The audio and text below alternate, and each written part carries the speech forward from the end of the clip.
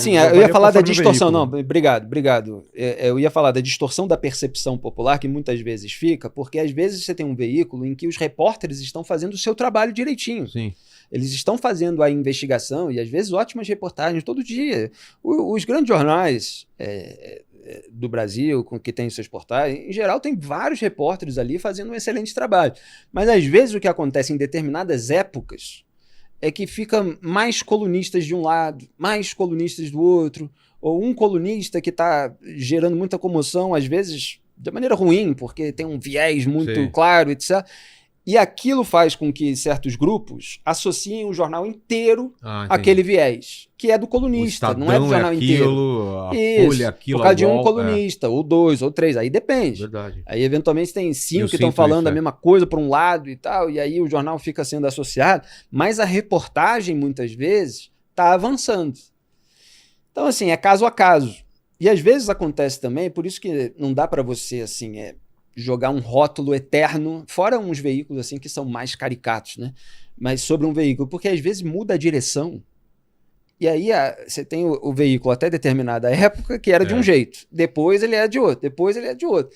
Olha, eu tenho um monte de conversa, porque estou há 20 anos, quase 15 anos no mercado da comunicação, essas conversas de bastidor que a gente tem com jornalista e tal, a gente fala, não, o veículo da época que fulano era diretor, aí tem o veículo da época que aquele empresário pagou, comprou e tal, não sei o que, aí virou uma outra coisa. Tem também aquele momento em que os herdeiros trocaram a direção e o cara que era mais independente ficou um cara mais associado a um partido político. Então, assim, às vezes de fora as pessoas não têm muita dimensão. O que precisa fazer é acompanhar a reportagem, ver se estão cobrindo as coisas que são relevantes, estão trazendo informações verdadeiras e ter uma capacidade de separar do colunismo e não ficar taxando um veículo inteiro por causa de um colunista, né? Que também tem uma desonestidade intelectual, porque alguns grupos eles querem se tornar, só para terminar, a fonte da verdade oficial. Eles querem ser a única fonte de legitimidade. Então eles tentam desqualificar a imprensa inteira, ou pelo menos todos os setores da imprensa que eles não aparelharam. Então o lulismo fez isso, o bolsonarismo fez isso, ataca a imprensa para que a verdade venha do partido, ou dos blogs do partido, ou daquele veículo que se associou ao partido, com verba de publicidade, com todos esses escambos aí que cada presidente faz e fez no poder, que tem gente que pensa que um não fez, só o outro fez, mas todos fizeram. E todos que às vezes tira de um veículo, estava num veículo, aí tira e bota no outro. Todos indicam, eu se fosse vocês, me informaria por esses veículos, e aí tem uns que falam bem dele, o outro bem também.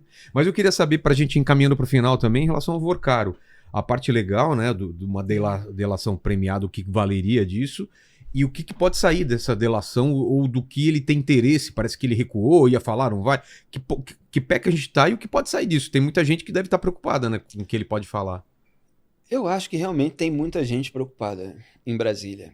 E olha que a casta... Porque ele é muito bem relacionado, ele sabe de muita coisa? Eu acho que ele sabe de muita coisa, eu acho que seria um grande serviço... Ele se dedicou por muitos anos a construir influências por meio de muito dinheiro, né? Contratando gente a rodo, pagando os honorários mais altos do mercado, e promovendo evento, e pagando o camarote de carnaval, e atraindo as melhores... Enfim, construindo amigos no poder, né? Exatamente. Então, uma delação premiada de uma figura assim tão conectada, ela poderia ser muito interessante para a gente poder contar a história do que acontece nos bastidores. Claro que se fosse uma delação, que ele falasse a verdade, em que houvesse elementos de corroboração, etc., tudo que envolve assim, uma colaboração correta. Mas o silêncio dele nesse momento é uma arma também. Claro. É uma arma dele. Mesmo essa mudança...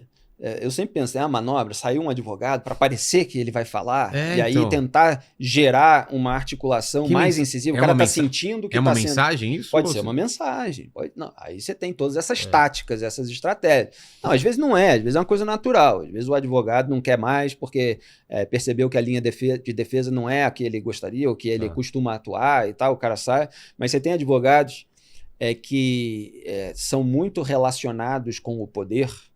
Eles têm clientes no poder, na casta, etc., e que não topam fazer o serviço advocatício envolvendo delação premiada, porque pode atingir outros clientes. Claro. Entendeu? Tem essa também. Tem essa também. E tem uns advogados de outros escritórios, em geral, aqueles que não são muito associados a essa casta e tal, que topam fazer o serviço advocatício envolvendo delação premiada. Então, houve uma troca agora, né? O Valfrido Vard saiu e aí está se aventando todo dia na imprensa. Ele vai fechar e tal. Hoje teve matéria dizendo que foram sondados advogados, escritórios que topam trabalhar com delação premiada. Mas você pensa, bom, estão plantando notinha, não estão? Ele está querendo jogar com isso para ver se blindam ele. Ele está sentindo que a coisa está ficando pior para ele, que ele vai ser preso e tal, e ele está mandando recados.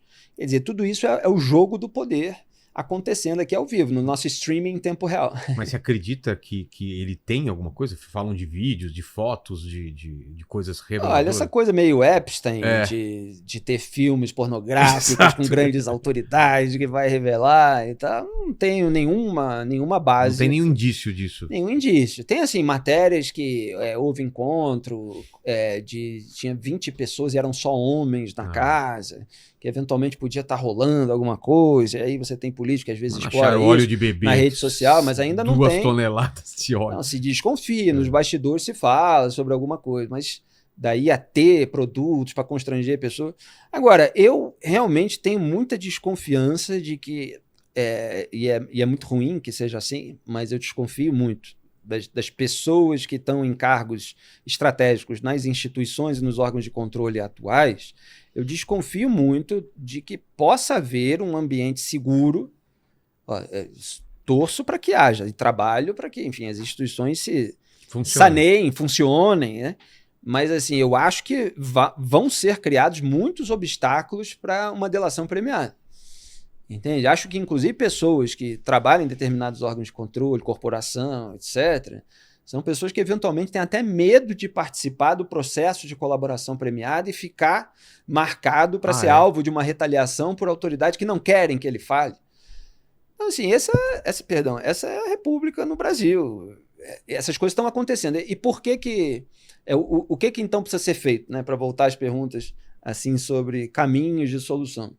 Eu acho que a imprensa precisa continuar mostrando, a sociedade precisa continuar se informando, precisa cobrar das autoridades, precisa haver essa cobrança de balizas, de regras, de limites, para que as coisas andem, né? Eu acho que é preciso haver vigilância para constranger as instituições a fazer o certo. E como a gente estava falando, tem pessoas por dentro que estão destruindo as instituições, então eu não gosto quando o Fachin fala como se fosse uma coisa só de fora. Porque, às vezes, é a vigilância que vai fortalecer as instituições. Principalmente quando elas estão envolvidas em obscuridade.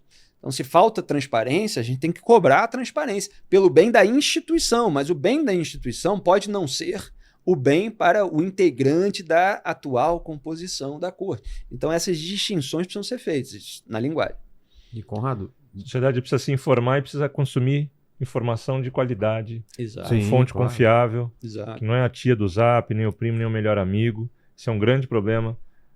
Investir assinando jornal em nome da reportagem, que faz apuração de fatos, que é diferente de opinião. Opinião é barato. A gente senta aqui, escreve um artigo rapidinho sobre a opinião sobre o mundo. A gente está aqui 3 horas falando disso. Caro mesmo é mandar 2 repórteres para um resort, pagar a hospedagem, gastar para tudo para depois eles produzirem uma reportagem que é um texto informativo, que produz verdade, que produz versões da verdade, que merecem ser aprofundados. Então, acho que nós teremos um ano muito tenso pela frente, pelas circunstâncias do país, pelas circunstâncias do STF, pela nossa história recente, pela inserção do país no mundo. A gente vive um momento realmente nacionalmente e globalmente muito cheio de desafios, e acho que, só me adiantando aqui, eu queria dizer que o caso do Banco Master é apenas um caso, é um caso enorme, com múltiplas ramificações. Ele se mistura com uma discussão que é diferente e que elas se encontram, que é o STF e sua institucionalidade e a conduta de ministros. quem está ouvindo isso aqui precisa um pouco separar as coisas e saber que a gente tocou aqui em muitos debates diferentes. Muitas categorias diferentes. Tocou diferentes. Em reforma do STF, em código de ética para o STF, em caso Vorcaro, se o Vorcaro tem ou não relação, em honorário de advocacia, enfim. Tentem não se perder nas emoções e na raiva e no ódio em relação a um caso provável de fraude bancária, que ainda tem muito pela frente. E o jornalismo tem esse papel de nos orientar. E a gente pode formar nossas posições a partir da leitura e de investimento de tempo nesse tipo de debate. Com base nos